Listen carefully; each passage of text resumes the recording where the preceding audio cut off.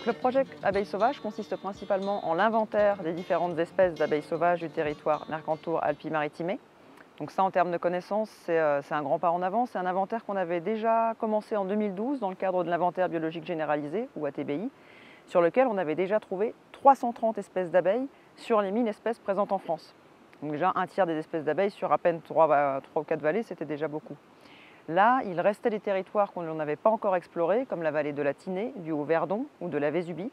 Et donc cette année, on a vraiment décidé de mettre le focus sur ces territoires encore inexplorés. Parallèlement à cet inventaire, on mène également une étude plus orientée gestion sur les prairies de fauche, où notre spécialiste Mathieu Aubert va venir sur les prairies inventorier la biodiversité en abeilles sauvages, qu'on pourra mettre ensuite en rapport avec les modalités de fauche de ces prairies.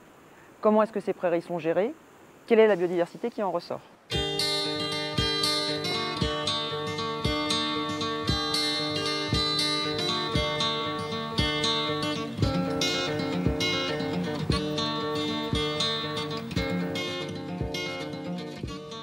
Le projet Abeilles sauvages se déroule de la façon suivante. Donc, je vais sur les différents sites sélectionnés et je cherche les abeilles à vue sur les fleurs ou les sites où elles nidifient potentiellement, c'est-à-dire au niveau du sol ou du bois mort. Et grâce à un filet à papillons, je les collecte.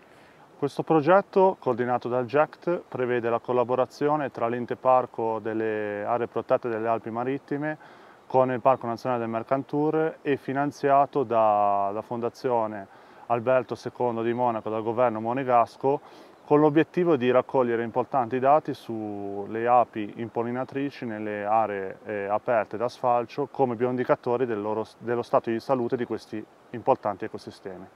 L'intérêt du territoire Mercantour-Alpes-Maritimes tient au fait de sa grande diversité floristique, de sa grande diversité en termes d'habitat, qui elle-même est liée aux différentes influences auxquelles sont soumises le territoire, à la fois continentale, méditerranéenne, alpine.